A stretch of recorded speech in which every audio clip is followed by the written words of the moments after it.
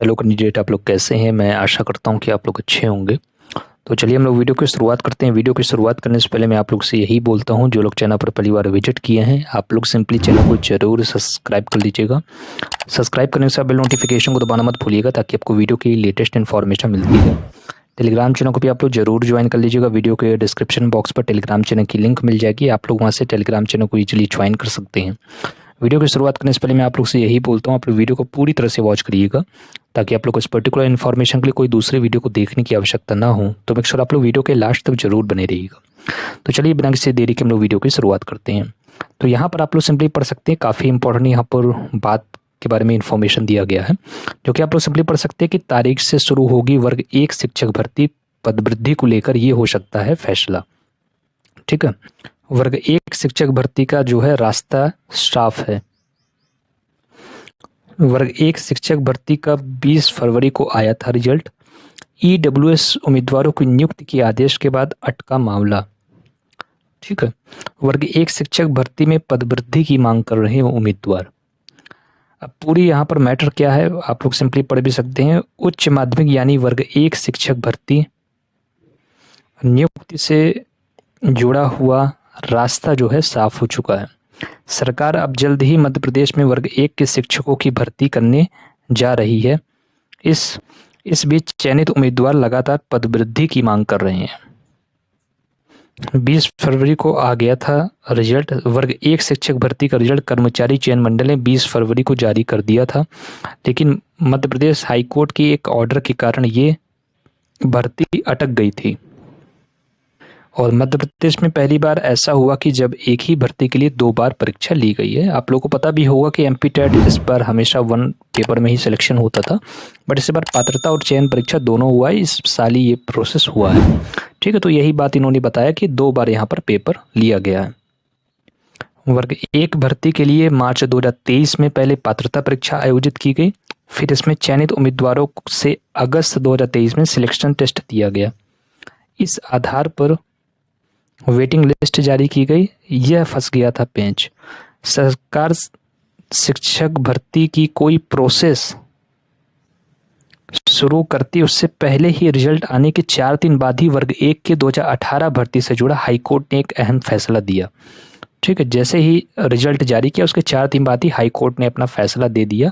अब फैसले में क्या बात कही गई वो मैं आप लोग को आगे बताता हूँ। यहाँ पर भी आप लोग सिंपली पढ़ सकते हैं कि जस्टिस विवेक अग्रवाल की बेंच ने 24 फरवरी को आदेश दिया कि 2018 की भर्ती के 848 ईडब्ल्यूएस उम्मीदवारों को पहले 45 दिनों में नियुक्ति दी जाए। इसके बाद ही 2023 की जो पेपर हुआ उस पर कार्रवाई किया जाए। ये आप लोग को भी पता है कि हाई कोर्ट ने एक आदेश जारी किया था कि 2018 वाले कैंडिडेट को पहले 848 ईडब्ल्यूएस उम्मीदवारों को 45 दिन के 1.5 महीने का टाइम दिया गया था कि पहले उनको नियुक्ति दी जाए, फिर इसके बाद ही जो प्रोसेस है उसको फॉरवर्ड किया जाए। ठीक है, अब यहाँ पर भी आप लोग सिंपली पढ़ सकते हैं कि विभागीय सूत्रों से मिली जानकारी के अनुसार नियुक्ति की प्रक्रिया आचार संहिता हटने के बाद ही शुरू हो सकेगी। कुल मिलाकर 5 जून के बाद सरकार इस पर निर्णय लेकर भर्ती प्रक्रिया का शेड्यूल जारी करेगी।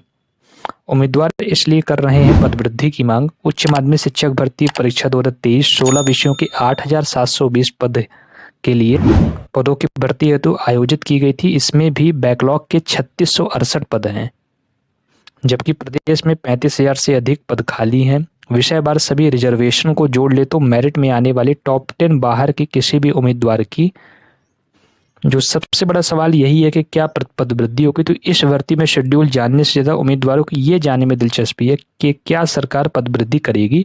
तो सिंपल सा यहाँ पर बात यही उठ के आ रही कि 35,000 पद ऑलरेडी खाली है, 6,000 पद और मैंने आप लोगों को बताया था जुलाई में रिटायर्ड टीचर होंगे, तो टोटल 41,000 यहाँ पर पद खाली है। तो अब कैंडिडेटों की यही दिलचस्पी है कि क्या 41,000 जो वैकेंसी अभी आने वाली है तो उसमें कितनी वैकेंसी सरकार देगी और कितने पदवृद्धि होगा।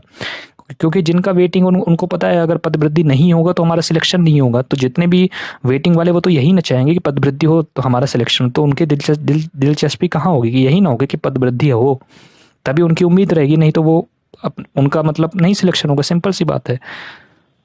ये काफ़ी इंपॉर्टेंट यहाँ पर पॉइंट है। इसका कोई आधिकारिक पुष्टि तो नहीं है, लेकिन सूत्रों की माने तो फिलहाल पदवृद्धि जैसा किसी प्रस्ताव पर ज़मीनी स्तर पर कोई प्रयास शुरू नहीं हुआ है। और जब तक ज़मीनी स्तर पर आप प्रयास नहीं करेंगे, हल्ला नहीं बोलेंगे, मीडिया की सुर्खियों में नहीं आएंगे, प्रचार प्रसार आप लोग नहीं करेंगे अपनी बातों का, तो आप लोग की यहाँ पदवृद्धि नहीं होगी। सिंपल सी बात है। हालांकि आचार संहिता खत्म होने के बाद जो है नियुक्ति प्रक्रिया आगे प्रोसीड हो सकती है। भर्ती को लेकर ये सवाल अभी भी जारी हैं, और जो कि ये 3 सवाल काफ़ी इंपॉर्टेंट है, इसको आप लोग को जाना, ठीक है। जो कि सवाल है वो यही कि ईडब्ल्यूएस उम्मीदवारों को लेकर कोर्ट में कानूनी लड़ाई जारी है। यदि वर्ग 1 की भर्ती पूरी कर ली है और इसके बाद ईडब्ल्यूएस के पक्ष में निर्णय आ गया, तो इसके पालन के लिए विभाग फिर क्या करेगा? काफ़ी बड़ा क्वेश्चन है, काफ़ी इंपॉर्टेंट क्वेश्चन है। हाईकोर्ट का निर्णय तो यही है कि ईडब्ल्यूएस उम्मीदवारों की नियुक्ति मिले। इस निर्णय पर स्टे है, तो क्या विभाग ईडब्ल्यूएस उम्मीदवारों की 848 पदों को होल्ड कर शेष पदों पर भर्ती करेगा? भर्ती काफ़ी कम पदों पर हो रही है। यदि ईडब्ल्यूएस के 848 पदों को होल्ड कर भर्ती शुरू की जाती है, तो क्या 16 विषयों में नियुक्ति के लिए अच्छे नंबर लाने वाले उम्मीदवार इससे बाहर हो जाएंगे? तो कहने का मतलब ये 3 इंपॉर्टेंट क्वेश्चन है, जिसके कारण अभी भी कैंडिडेट के माइंड में ये 3 सवाल हैं, और इस पर देखते विभाग अभी क्या एक्शन लेता है। अब यहाँ जो सबसे बड़ी बात है वो ईडब्ल्यूएस कैंडिडेट को लेकर यहाँ पर कही गई है कि ईडब्ल्यूएस उम्मीदवारों को लेकर बड़ा पेंच फंसा है। अभी इस पर कुछ भी कह पाना संभव नहीं है। ये पूरा मामला कानूनी दांव पेंच से होकर गुजरेगा। अब यहाँ पर भी आप लोग सिंपली फोटो देख सकते हैं, विभाग की हमसे क्या नाराजगी।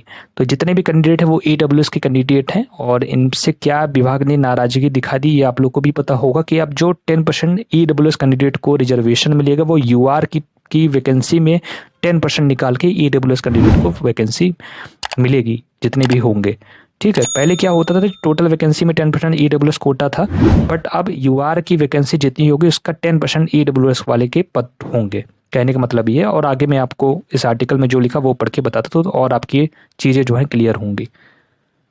सिंपली आप पढ़ भी सकते हैं कि उच्च माध्यमिक शिक्षा भर्ती 2023 में ट्राइबल डिपार्टमेंट ने अपने रोस्टर में ईडब्ल्यूएस कैटेगरी को पहले से ही शामिल नहीं किया, या तो आप लोगों को पहले ही भी पता होगा।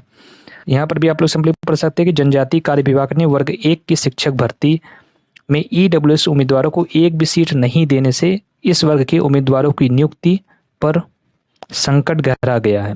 वही हाल है ही में हाईकोर्ट ने ईडब्ल्यूएस को मिलने वाले 10% आरक्षण को कुल पदों पर न होकर सिर्फ अनारक्षित पदों पर दिए जाने का फैसला लिया है। इस फैसले ने भी मामले को काफ़ी ज़्यादा उलझा दिया है। तो कहने का मतलब यही है कि जो 10% ईडब्ल्यूएस कैंडिडेट को आरक्षण मिलता था वो कुल पदों पर पहले मिलता था, बट अब कुल पदों पर ना मिलकर सिर्फ अनारक्षित पदों पर दिए जाने का फैसला लिया गया है, ठीक है। तो ये पूरी यहाँ पर अपडेट थी। अब समझते हैं कि एक्चुअल में अभी हो क्या रहा है, कि 2018 वाली भर्ती या 2023 वाली भर्ती हो, ये सभी भर्तियां 2023 में मैटर है पदों की संख्या का, जो कि काफ़ी पद अभी कम है। आप लोग को भी पता होगा पद अभी काफ़ी कम है, और जबकि सरकार के पास पद हैं, सरकार उसको भरने ही नहीं चाहती है। 18 वाली भर्ती में 2 मैटर आपको फंसे हैं। एक है ईडब्ल्यूएस आरक्षण वाला मैटर, व दूसरा है शेष बचे हुए पदों का, और तीसरा काउंसलिंग की बात यहाँ पर नहीं की गई है। यहाँ पर यह है कि जो भी पद बचे हैं और जो वेटिंग के कैंडिडेट हैं उनको सीधे ज्वाइनिंग दी जाए और डीवी ऑलरेडी कराया जाए, ठीक है। टोटल सीट का 25% अलग से वेटिंग किया जाता है। आप लोग को पता होगा जो भी वेटिंग की लिस्ट बनती है, पहले तो मेरिट की लिस्ट बनती है और फिर जितने भी पद रहते हैं उसकी 25% वेटिंग लिस्ट बना दी जाती है, ताकि जो मेरिट वाले जिनकी जो ज्वाइनिंग नहीं लेते हैं वो वेटिंग वाले से उनको सिलेक्ट कर लिया जाता है। ये आप लोग को पता होगा। और ये एक बात है कि और सही बात भी हो सकती है, जितने भी 2018 वाली भर्ती में शेष बचे हुए पद है उतनी ही 2023 वाली भर्ती में फ्रेश पद में आए हैं। आप लोगों को भी पता होगा कि जितने भी 2018 वाली भर्ती में जितने भी पद शेष बच गए थे और उसी को 2023 वाली में फ्रेश भर्ती में वहाँ पर डाल दिया गया है। और उसमें भी जो मामला है वो पूरी तरह से यहाँ पर पेंडिंग है, ठीक है। और इसमें भी 15 दिन के अंदर हाई कोर्ट ने सरकार से डायरेक्ट कहा कि आप इसको 15 दिन के अंदर हमको जवाब प्रस्तुत करें, और उसमें उनको 2 एफिडेविट देना होगा।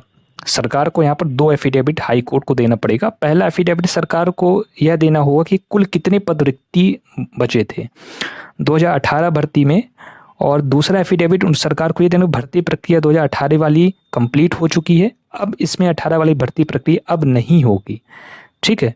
तो ये 2 एफिडेविट जो है सरकार को हाई कोर्ट को देना पड़ेगा। अब देखिए, अब जैसे अपडेट आएगी तो मैं सबसे पहले आपको अवगत करवाऊंगा। अब 18 वाले में 2 मैटर है और 23 की बात करते हैं तो यहाँ पर आपको पता होगा कि 3668 पद बैकलॉग के हैं। तो अब वो बैकलॉग के पद हैं तो उसमें कुछ किया नहीं जा सकता, और जो बचे पद हैं वो काफ़ी कम है। और अगर ईडब्ल्यूएस के 848 पदों को होल्ड करके भर्ती करे तो पद कोर्ट का, तो अब वो देखना पड़ेगा कि कैसे कोर्ट डिसाइड करता है। अब आपको पता होगा कि 13% अभी ओबीसी और यूआर में भी दिक्कत चल रही है, तो 87% पर ही अभी जो है रिजल्ट को जारी किया जा रहा है, ये आप लोग को भी पता होगा। जो आर्टिकल में निकल के आया है वो यही निकल के आया है कि भर्ती प्रक्रिया शुरू होता है, और सबसे ज़्यादा यही निकल के आया कि ज़मीनी स्तर पर अभी पूरी तरह से आप अच्छे से काम नहीं कर रहे हैं, आर्टिकल में भी लिख के आया हुआ है। क्योंकि जब तक आप ज़मीनी स्तर पर पूरी तरह से प्रयास नहीं करेंगे तो आप लोग के हित में बात नहीं आएगी, और आपके हित में बात नहीं आएगी तो आप लोग का सिलेक्शन नहीं होगा। सिंपल सा सब कुछ यहाँ पर डिपेंडेंट वाली बात है। और बात करते हैं कि अभी अगर ज़मीनी स्तर पर प्रयास करना क्या ये लॉजिकली है, तो अभी तो लॉजिकली नहीं है, क्योंकि अभी जो है आचार संहिता चल रही है। बट अभी देखा जाए तो 10 से 15 दिन के बाद आचार संहिता खत्म हो जाएगी।